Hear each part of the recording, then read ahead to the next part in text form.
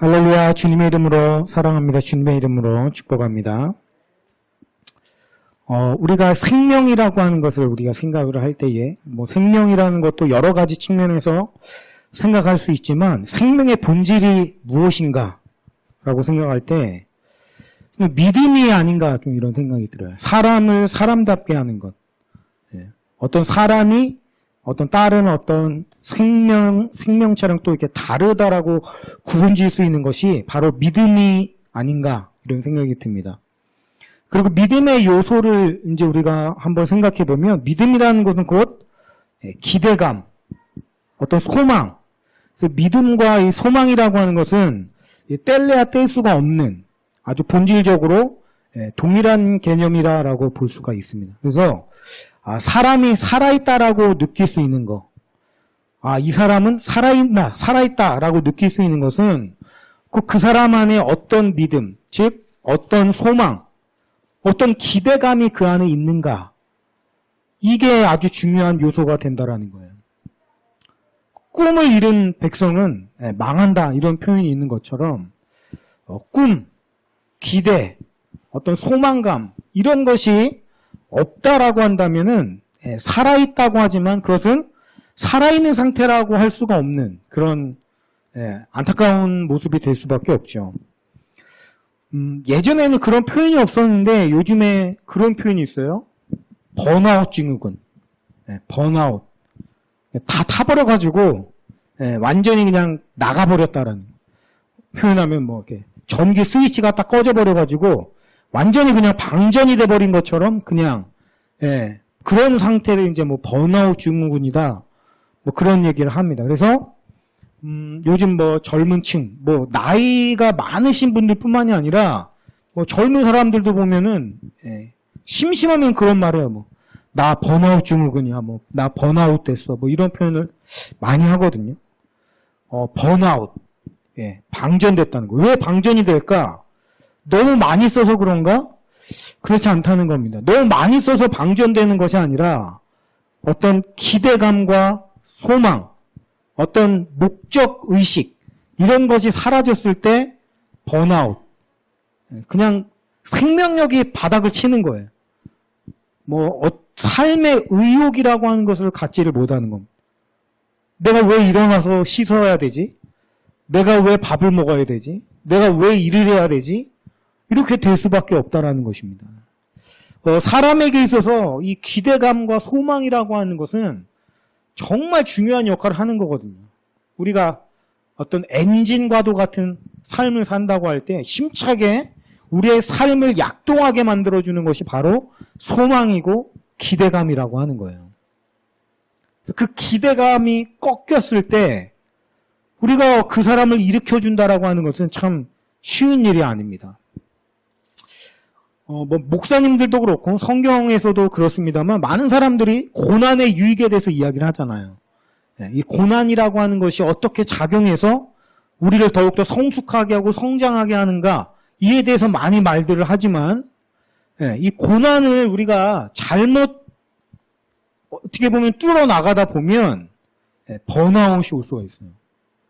의욕 상실, 완전히 바닥을 치게 되는 어떤 그런 성향이 올 수가 있거든요. 이런 것들이 결과적으로 우울감, 우울증, 아무 의욕이 없는 사람들을 우리가 어떻게 일으켜줄 수가 있겠습니까? 그만큼 사람에게 있어서 이 기대감이라고 하는 것, 소망감 이런 것은 너무나도 중요한 요소다라고 하는 거예요. 그래서 날마다 우리에게 소망을 주시는 믿음을 주시는 분을 붙잡고 가는 것 그것이 참 중요하다라는 것입니다. 우리가 믿는 대상은 누구나 다를 수가 있지만 우리가 주님을 믿고 하나님의 말씀을 믿는 가장 중요한 이유 중에 하나는 뭐냐면 영원토록 동일하신 하나님, 변하지 않는 말씀, 1.1핵도 변하지 않는 하나님의 말씀을 붙잡는다라는 것이 가장 귀중하고 안전한 것이기 때문에 그렇습니다. 사실 우리가 사람을 의지한다 또는 다른 무언가를 의지한다라고 할 때 이게 왜 문제가 되냐면 변하거든요. 사람은 변하잖아요. 또 사람뿐만이 아니라 모든 만물들은 다 변한단 말이죠. 변하는 것들을 의지하고 변하는 것들에게 소망을 건다라고 하는 것은 그 자체가 그 폭탄을 들고 기름에 들어가는 것과 같다라고 할 수 있죠. 그럼 어떻게 되겠습니까? 네. 내가 믿고 의지하고 소망하고 기대함으로 갔는데 변해요. 그러면은 내 삶의 기반이 완전히 무너지는 거죠. 하나님을 믿고 예수님을 믿고 우리가 하나님 말씀을 믿는 그것이 우리에게 유익이 되는 이유는 어떤 상황과 환경이 변화하더라도 하나님은 변하지 않으시기 때문에 그리스도는 어제와 오늘이 동일하시다. 하나님의 말씀은 1.1획도 절대 이루어지지 않을 바가 없다. 그렇기 때문에 우리가 끝까지 붙들고 있어도 우리를 배신하지 않는단 말이에요. 그래서 우리가 말씀을 붙잡는 것이 참으로 중요한 삶이다라고 할 수가 있겠죠. 그래서 사람은 소망하는 또 기대하는 그런 존재다. 하나님께서 우리를 그렇게 만드셨기 때문에 저마다 삶의 목적을 가지고 살아간단 말이에요. 근데 어떻게 보면 현대 사회는 그런 목적을 잃어버린 그런 세대와 비슷하다라고 할 수가 있어요. 사사시대의 표현처럼 왕이 없으므로 그냥 자기들 멋대로 자기들 원하는 대로 막 살았다. 이런 표현과 같죠. 변하는 어떤 시대상의 유행을 쫓아가고 사람들의 어떤 대중적인 어떤 것들을 쫓아가는 세대. 근데 사실 대중들의 심리만큼 이 변화가 심하고 기복이 심한 게 어디 있겠습니까? 이 연예인들이요, 굉장히 그 스트레스를 많이 받는단 말이에요. 그래서 우리가 뭐 흔히 공황장애 이런 거 하면은 연예인들이 잘 걸리는 병이다라고 인식할 정도로 이 연예인들은 왜 그런 병에 자주 걸릴까? 이 멘탈을 유지하기가 쉽지 않은데, 왜냐하면은 연예인이라는 직업 특성 자체가 대중들의 어떤 인기를 먹고 사는 직업이잖아요. 대중들이 그를 기억해주고 그를 찾아주고 그럴 때 어떻게 보면 존재 가치가 빛이 나는 게 연예인들인데, 말씀드린 것처럼 하루아침에 롤러코스터를 타는 게 사람들의 마음이거든요. 진짜 열성 팬이 안티 팬이 되면은 진짜 무섭다고 하잖아요. 네. 누군가를 별로 좋아하지 않으면 그렇게 미워하지 않습니다. 그러니까 그 열렬히 좋아하던 팬이 돌아서게 되면 그게 안티가 되는 거고 악플러가 되는 것이거든요. 그러니까 연예인들의 멘탈이 어려울 수밖에 없는 이유가 하루아침에 변해버릴 수밖에 없는 대중들의 어떤 그런 인기에 기대살 수밖에 없기 때문에 그럴 수밖에 없는 거죠. 그런 의미에서 보면 하나님을 붙잡고 살아가는 우리야말로 가장 귀하지 않나 이런 생각이 들죠. 변하지 않는 하나님이 변하지 않는 분이시라는 것이 얼마나 귀한 것입니까? 어떤 상황에 있어도 우리를 단단하게 지탱해주는 뿌리가 될 수 있다는 거예요. 우리 마음 안에 이 기대감과 소망감이 있다는 것은 정말 중요한 것입니다. 이게 없으면 올바른 삶을 영위하기가 쉽지 않다는 거예요. 장사를 하는 사람들이 이런 얘기를 합니다. 옷을 팔려고 그러지 말고 멋진 모습에 대한 기대감을 팔아라. 뭐 이 옷을 사세요. 뭐 이 옷 쌉니다. 뭐 이런 식으로 한다고 사는 게 아니라는 거예요. 이 옷을 입었을 때 당신이 얼마나 멋있어지는지, 그로 인해서 후광이 나는지, 이런 어떤 기대감과 상상력을 불러일으켜서 팔아야 사람들이 산다라는 겁니다. 왜요? 사람은 기대하고 상상하는 존재이기 때문에 그렇다는 거죠. 제가 어렸을 때는 이 잡지 같은 거를 잘 봤는데 그 중에서도 이 게임 잡지 같은 거를 많이 봤거든요. 게임 잡지 같은 거 보면 이제 기사들을 막 취재를 해갖고 막 이런 식으로 해가지고 뭐 게임 잡지뿐만이 아니라 모든 잡지들이 다 그렇죠. 뭐 취재를 해서 어떤 주제에 대해서 뭐 여러 가지 인터뷰라든지 이런 것들을 실는데, 제가 좀 되게 싫었던 건 뭐냐면은 광고가 너무 많이 있는 거예요, 거기에. 저희 지면이 아까워요. 뭐 이런 광고를 보려고 내가 산 것도 아니고. 나는 뭔가 좀 유익한 기사, 뭔가 흥미를 끄는 기사, 뭐 이런 것들을 보려고 샀는데 광고가 너무 많이 차지를 하고 있으니까. 물론 이제 그 잡지를 사려면 그 광고비가 굉장히 또 중요하니까 광고를 할 수밖에 없겠지 뭐 이런 생각을 하고 그냥 뭐 넘겼지만 제가 가끔씩 이제 미용실에 가가지고 머리를 자를 때 보면은 사람이 많을 때 이제 기다려야 되잖아요. 근데 미용실에 보면은 그 여성 잡지들이 굉장히 많이 있어요. 그러니까 할 일이 없으니까 뭐 요즘에는 스마트폰이 있지만 뭐 옛날에는 그런 게 있나 없으니까 그런 잡지들도 많이 봤는데 이 여성 잡지들은 더 심하더라고요. 그게 이게 진짜 뭐 배보다 배꼽이 크다고 이 어떤 그런 기획이라든지 인터뷰보다 광고가 더 많아요. 네. 잡지를 사면 반 이상이 그냥 다 광고인 거예요. 그런 걸 보면서 참 이해가 안 됐어요. 아니 도대체 이게 잡지냐 광고책이냐 뭐 이런 생각이 들 정도로. 근데 제가 남자여서 그런 건지 아니면 제 성격이 그래서 그런 건지 모르겠지만 참 신기한 게 여성분들은 그 광고를 보려고 그 잡지를 산대요. 제 생각에는 좀 이해가 안 됐어요, 그게. 아니, 왜 광고를 보려고 사? 근데 그 광고를 보는 게 그 여성분들에게는 뭡니까? 한껏 부푼 기대감과 소망, 이런 거에 생긴 화장품 광고를 막 하죠. 옷 광고를 하고, 뭐, 보석, 뭐, 장신구, 이런 거를 뭐, 우리가 광고를 할 때 어때요? 아주 그 아름다운 광고 모델. 또 피부가 아주 깨끗한 광고 모델. 뭐 이런 광고 모델을 이렇게 비싼 돈을 광고비를 들여가지고 모델로 기용해가지고 쓰는 거 아니겠어요? 왜 그렇습니까? 이 제품을 쓰면 바로 당신이 이 주인공이 될 수 있다. 이런 기대감을 파는 거예요. 광고도. 그렇지 않습니까?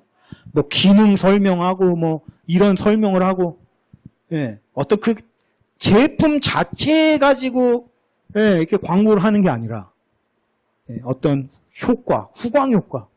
그런 후광 효과로 인해서 뭐 사는 거 아니겠습니까? 아, 나도 저걸 쓰면 저렇게 멋져지겠구나. 나도 저런 걸 쓰면 이렇게 아름다워지겠구나. 그러니까 이런 것들을 강조할. 건강식품도 마찬가지입니다. 그죠? 정말 몸이 힘든 분들에게 건강해질 수 있는 기대감을 파는 거죠. 사실 그거 자체로도 심리적인 효과가 있을 수도 있는 거고, 그 약 자체의 효과뿐만이 아니더라도 플라시보 효과라고 하잖아요. 그러니까 이 모든 것들이 어떤 기대감, 사람들을 움직이게 만드는 동력, 우리가 뭐 풍력발전소, 뭐 수력발전소, 원자력발전소 합니다만 전기를 생산하는 동력이 뭐 그런 발전소인 것처럼 사람들로 하여금 삶을 살아가는 힘을 공급해주는 그 어떤 발전소와도 같은 것이 이 기대감이라는 거죠. 그거 하나 있으면 또 열심히 붙잡고 산단 말이에요. 저 옷을 사려고 열심히 또 벌고, 저 백을 사려고 열심히 벌고. 물론 하나님의 말씀을 따라가는 우리는 그런 없어질 것들의 기대와 소망을 붙잡고 살아가지는 물론 않습니다만 뭐 그런 게 아니겠습니까? 우리가 이런 기대감, 소망 이런 거를 붙잡고 살아가는 존재인데 그 기대감이라는 게 꺾이면은 회복되기가 굉장히 어렵다라는 거예요. 오늘 우리가 본문 말씀 속에 나오는 이 38년 된 병자에 대해서 한번 살펴볼 건데 그의 몸이 아프다. 몸이 뭐 오랜 시간 동안 질병에 걸려 있었다. 그러니까 몸이 아픈 것 자체가 사실 굉장히 힘든 거죠. 그런데 중요한 것은 그 몸이 불편하고 몸이 아픈 것보다도 그 안에 있는 정신, 잠언 말씀에 보면 그런 말씀이 있거든요. 뭐 몸이 힘들면 뭐 고치는데 이게 마음이 힘들어지면은 뭐 어떻게 고칠 거냐. 마음이 정신이 건강하면 몸이 건강해진다고 하는데 그 정신이 망가지면 그걸 어떻게 할 거냐. 뭐 이런 말씀이 있는 것처럼 오늘 본문 말씀 속에 병자는요 보니까 38년 동안을 병에 걸려 있을 때 이 병자가 뭐 몇 살인지는 모르겠어요. 적어도 38살은 넘었겠죠. 38, 38년 이거 한번 생각을 해보면 엄청나게 긴 시간이거든요. 우리 강은혜 전사님이 지금 38살이라고 하더라고요. 우리 강은혜 전사님이 태어나서 지금까지예요. 그 38년이라는 시간 동안을 얼마나 많은 일들이 있었겠습니까? 그죠? 근데 이 사람은 그 횟수 동안을 아픈 거예요.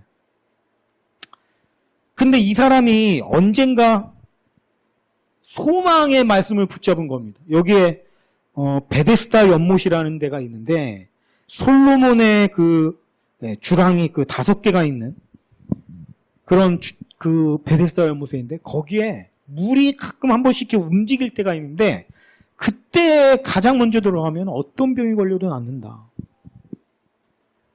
이 사람이 어떤 병에 걸렸는지 뭐 정확하게 모르겠지만 6절에 보면 누운 것을 보시고 아마 이 사람은 스스로 이렇게 움직이기가 어려운 사람이었던 거죠. 그죠?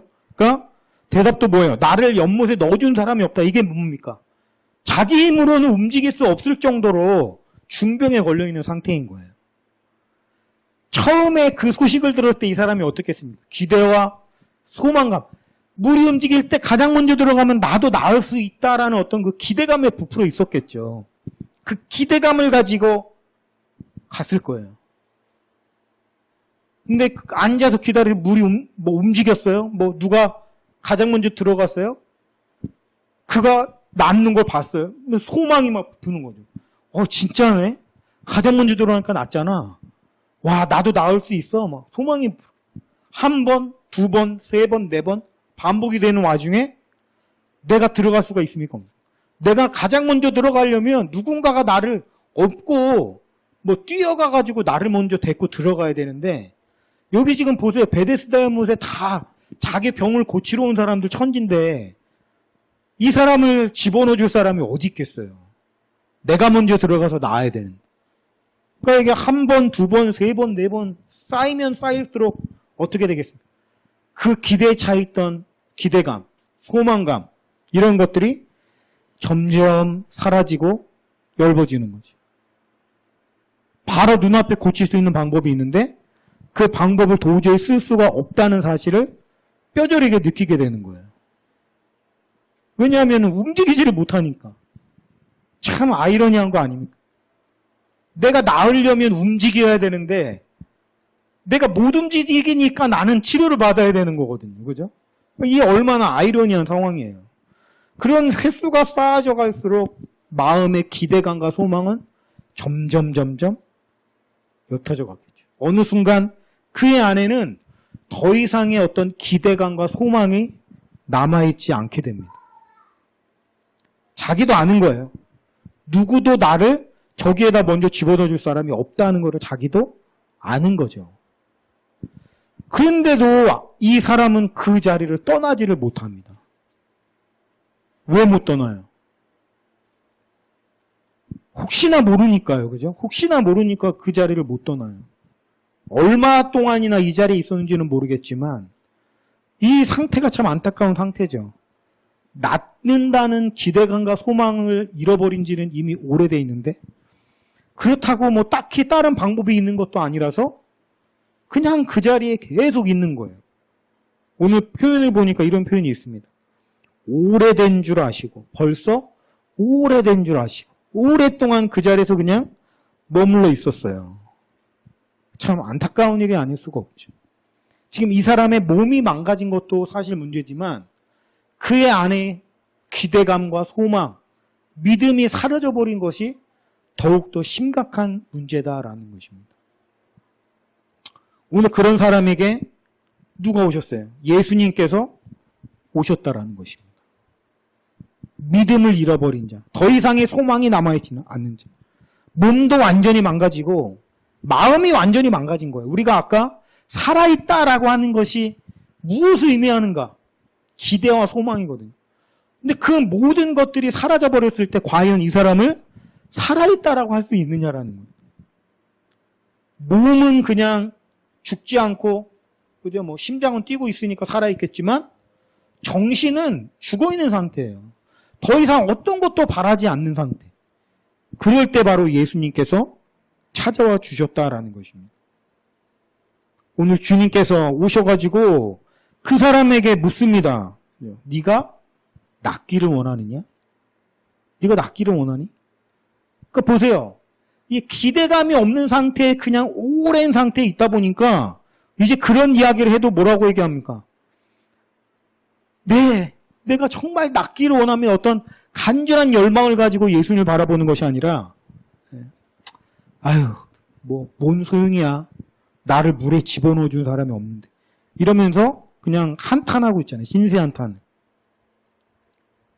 오늘 예수님께서 기대와 믿음과 소망이 사라진 자에게 뭡니까? 일어나라. 일어나서 내 자리를 들고 걸어가라. 이것은 단순히 그의 어떤 육신을 잡아서 일으킨 것 이상의 의미가 있다고 생각을 합니다. 사라진 소망과 사라진 기대감과 믿음을 다시금 불어넣어 주시는 거예요. 우리가 알다시피 믿음이라고 하는 것은 우리의 의지로 가질 수 있는 것이 아닙니다. 근데 이게 참 아이러니한 게 그렇다고 우리의 의지가 필요 없다 그것도 아니에요. 이게 참 아이러니합니다. 성경에 보면 이런 표현이 있거든요. 누구든지 예수 그리스도를 주님이라고 시인하는 거는 자기 힘으로 하는 게 아니고 성령이 그렇게 해주신 거라고 하는 거예요. 즉 무슨 얘기입니까? 인간적인 생각과 인간적인 어떤 그런 걸로 예수님을 주님이라고 시인할 수 없다는 겁니다. 그죠? 그 구원파가 맨날 하는 전도 수법이 그런 거거든요. 당신은 구원받았습니까? 이렇게 접근을 해요. 그러면은 그리스도인들은 네, 구원받았습니다. 이렇게 얘기할 거 아닙니까? 그럼 이렇게 얘기해요. 언제, 몇 월, 며칠, 몇 시에 구원받았습니까? 대답할 수 있어요? 대답을 못하죠. 언제 구원받았는지 우리가 정확하게 기억을 못하고 잘 모르니까. 그냥 하니까. 그러니까 그거를 빌미 삼아가지고 이제 공격에 들어온단 말이에요. 어떻게 구원받은 날짜와 시간을 모르냐. 너는 구원받은 게 아니다. 뭐 이런 식으로 와가지고 접근해갖고 뭐 우리를 미혹한단 말입니다. 근데 보십시오. 우리가 언제 어떻게 구원받았는지 우리는 몰라요. 우리 안에서 어떤 일이 일어났어요. 지금 우리가 예수님은 나의 주님이십니다. 구원자이십니다라고 고백할 수 있다면 그것은 내가 하는 것이 아니라 성령께서 하신 것이다라는 거예요. 그런데 그 믿음이라고 하는 것은 참 아이러니하게도 믿고자 의지를 드리는 사람에게 주시는 선물이다라는 겁니다. 나는 안 믿을 거야 하는데 억지로 그런 마음을 주시는 게 아니라는 거죠. 그러니까 믿음이라고 하는 것이 참 신기한 것이 내가 믿은 거다라고 할 수도 없고, 그죠? 성령님이 해주셔야만 돼. 근데 그렇다고 해서 꼭 내 의지가 또 필요 없는 것도 아니고, 이게 하나님이 하시는 일은 참 신비로워요, 그래서. 그 경계가 아주 모호해요. 사람의 의지와 하나님의 의지가 아주 신비롭게 조화를 이루고 있기 때문에. 자, 그런 의미에서 오늘 예수님께서 우리에게 주신 모든 믿음들은 그거 내 의지로 내가 믿고 싶어서 믿어진 것이 아니라는 것입니다. 예수님께 성령께서 우리에게 믿음을 주셨어요. 그리고 그 믿음을 우리가 가지고 있어요. 우리가 1년이 지난 뒤에 추수감사절에 뭐 감사를 많이 드리는데 뭐 많은 열매를 주셔서 감사합니다. 뭐 건강하게 해주셔서 여러 가지 감사를 드립니다만 우리가 사실 무엇보다 감사해야 될 건 뭐냐면 믿음이 생긴 거 그거 감사해야 됩니다. 믿음이라고 하는 것이 절대 그냥 생기는 게 아니거든요. 우연 아니거든요. 이 세상에서 없어져야 될 개념 중에 하나가 저는 우연이라는 개념이야말로 없어져야 된다고 생각을 합니다. 우연은 없어요. 모든 것이 하나님의 섭리 안에서 계획 안에서 이루어지는 일들이다라는 거예요. 내가 오늘 교회에 와서 앉아서 하나님 앞에 예배 드리는 거 그거 그냥 아닙니다. 뭐 억지로 왔든지 끌려왔든지 저도 이제 어렸을 때 막 교회를 엄마가 가라고 하니까 억지로 막 가고 그러다가 막 좀 이렇게 머리가 크니까 반발심이 생겨서 안 가다가 어떻게 친구 말 한마디에 또 우연히 오고 막 이런 것들이 있습니다만 그게 우연이겠어요? 아니라는 거죠.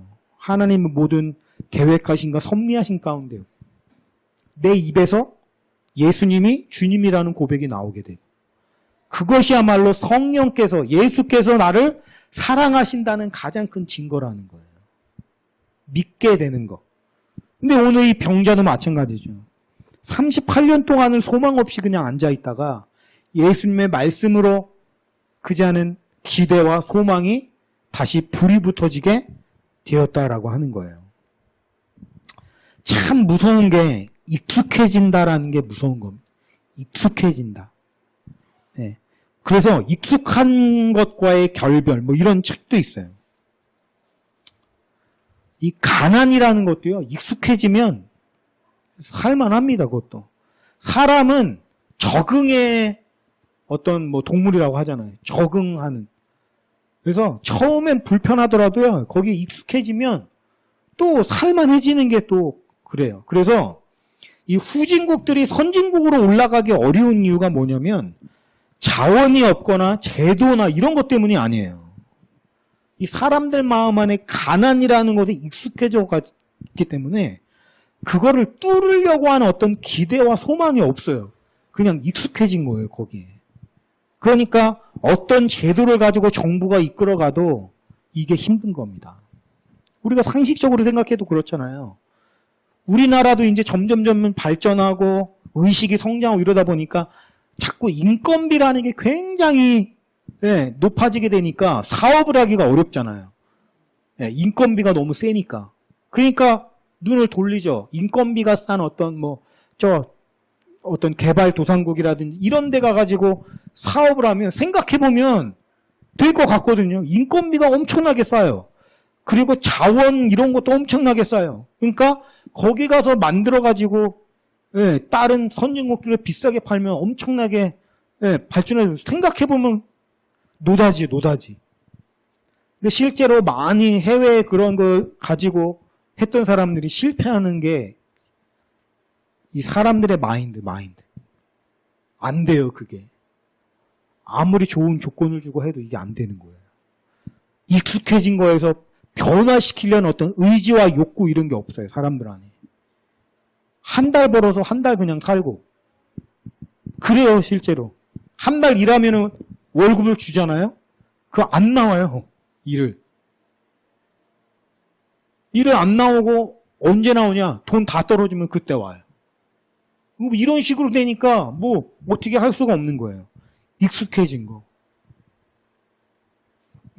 예전에 어떠한 기자가 뭐 기자 정신이 하여튼 강했는지 자기가 아주 생생한 기사를 쓰겠다고 하면서 노숙인들의 어떤 삶의 어떤 체험 이런 거를 쓰고 싶어가지고 실제로 노숙하는 사람들 사이에 들어가가지고 노숙을 해본 적이 있죠. 너무 불편한 거예요. 맨날 이렇게 집에서 자고 매일같이 샤워를 하고 그렇게 살다가 갑자기 이제 노숙을 하려니까 막 얼마나 더럽고 냄새나고 얼마나 힘듭니까? 불편하고. 근데 점점 할수록 그보다 더 편한 게 없더라는 거예요. 익숙해지니까.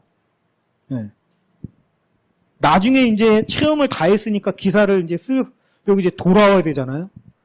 돌아오기가 너무 싫더라는 거예요. 그냥 거기 깨도 있고 싶더래요. 그래서 이 사람이 돌아오는데 정말 한참 힘들게 애를 썼다는 거예요. 그러니까 그만큼 익숙해지는 게 무서운 거죠. 오늘 38년 동안 알았던 이 병자처럼 우리도 살아가면서 많은 일을 겪다 보면 때때로 마음이 무너져 내리는 경험을 할 수가 있어요. 그때가 진짜 무서운 때입니다. 위험한 때예요. 환경적으로 어렵고 힘들고 이런 거는 어차피 우리 삶 가운데 계속 일어날 것인데 그 어려움으로 인해서 내가 기대감과 소망, 붙잡는 믿음이 흔들리게 되고 하면 이게 이보다 더 힘든 게 없어요. 그래서 우리가 믿음을 갖다가 뭐라고 곧잘 표현하냐면 뿌리라고 표현하냐. 뿌리가 흔들려 버리면 내 인생과 삶 자체가 흔들려 버리는 거거든요. 그래서 우리가 무엇보다도 믿음을 지킬 수 있도록 하나님께 많이 기도를 해야 된다라는 겁니다. 아까 말씀드린 것처럼 믿음은 성령께서 주시는 겁니다. 환경이 나에게 믿음을 주는 게 아니에요. 사람들이 착각하기 쉬운 것 중에 하나가 뭐냐면 환경이 나에게 믿음과 소망을 준다고 생각을 합니다. 그래서 환경이 좋아지면 믿음과 소망이 있고 환경이 나빠지면 믿음과 이런 소망이 사라진다 이렇게 생각을 하는데 그렇지 않아요. 예, 물론 힘든 환경이 나로 하여금 믿음을 흔들리게끔 하는 건 분명히 맞습니다만 믿음은 오로지 하나님으로부터 성령으로부터만 온다는 사실을 우리가 붙잡고 어려운 환경 속에서도 흔들리지 않는 믿음과 소망을 붙잡아야 됩니다. 오늘 예수님께서 38년 된 병자에게 네 자리를 가지고 일어나 걸어라. 일어나 걸어라 하는 건 무슨 얘기입니까? 이 사람 지금 주저앉아 있다는 거잖아요. 우리가 이거를 말 그대로 정말 일어나서 걷지 못하는 병자에게 예수님께서 하신 말씀이지만 이게 우리 모든 사람들에게 그대로 적용될 수 있다고 생각을 해요. 영적으로 지금 주저앉아 있는 사람들이 있을 수 있거든요. 소망과 기대를 빼앗겨버리고 땅바닥에 붙어가지고 일어날 어떤 의욕도 하고자 하는 의욕도 사라진 채로 살아가고 있는 많은 우리 믿음의 동지들이 있을 수 있단 말이에요. 그럴 수 있습니다. 환경이 힘들어지고 마음이 힘들어지면 그럴 수 있거든요. 그럴 때 우리가 붙잡아야 될 말씀이 뭡니까? 네 자리를 가지고 일어나서 걸어라. 일어나라. 일어나라. 소망을 가지고 다시 일어나라. 기대감을 깨워야 된다는 것이죠. 말씀과 기도를 가지고 그 절망의 상태에서 빠져나오는 것이 굉장히 중요한 거예요. 우리가 수많은 공격을 당합니다. 공격을 당하게 되면 힘들죠. 사단이 울며 뭡니까? 이제 삼킬 자를 찾고 돌아다니고 있는 거 아니겠어요? 날마다 생각으로 마음으로 얼마나 많은 공격이 들어옵니까?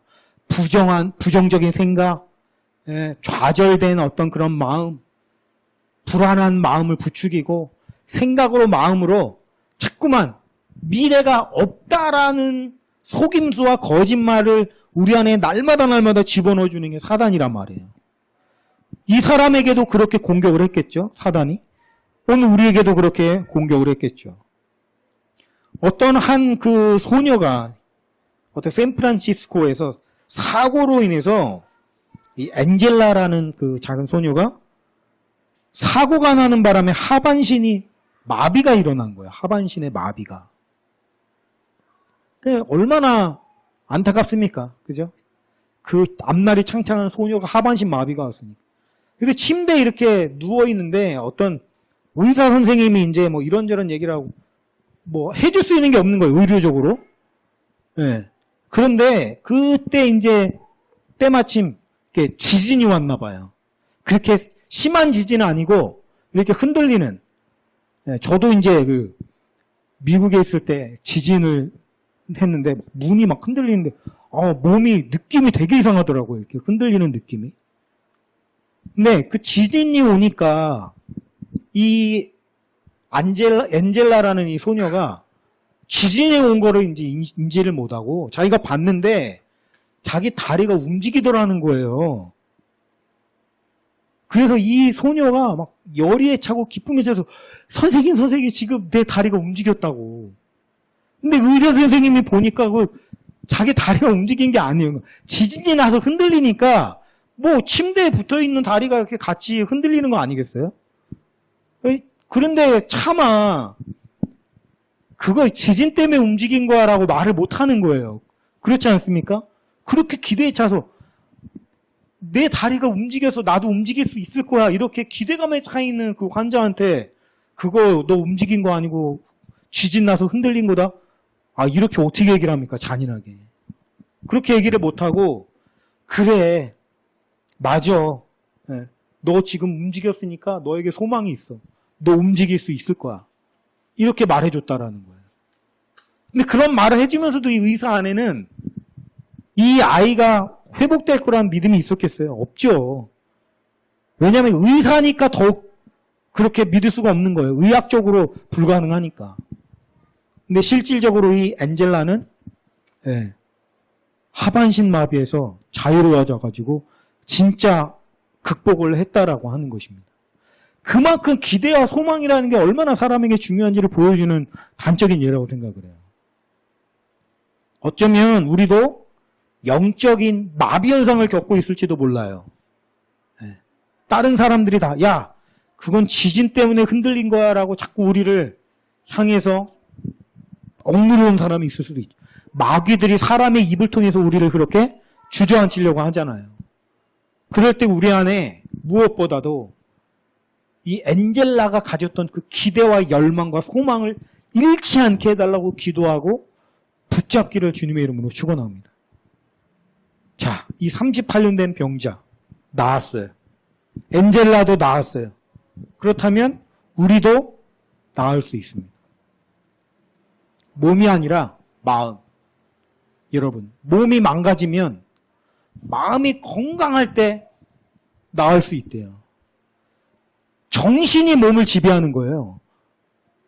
물론 몸이 정신을 뒤집어 엎을 수도 있고, 우리가 여러 가지 환경적으로 억눌리고, 이제 사도 바울의 표현처럼 우겨쌈을 당하고, 넘어지고, 자빠지고, 환경적으로 많은 어려움도 우리가 겪어갈 수 있습니다만, 그 안에서 끝까지 붙잡아야 될 거, 믿음, 그리고 기대감과 소망, 열망, 우리가 환경 때문에 낙담하고 주저앉지 않기를 주님의 이름으로 축원합니다. 왜요? 우리에게는 예수님의 말씀이 있기 때문에. 일어나 걸어라. 이렇게 말씀 자꾸 하니까 왜 말씀이 중요한지 우리가 잘 인식을 못하게 되는데, 왜 말씀이 중요한가? 예수님은 하나님이시거든요.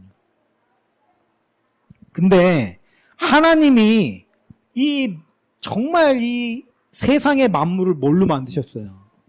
말씀으로 만드셨단 말이에요. 하나님이 말씀하시면 그대로 됩니다. 그래서 말씀이 능력인 거예요.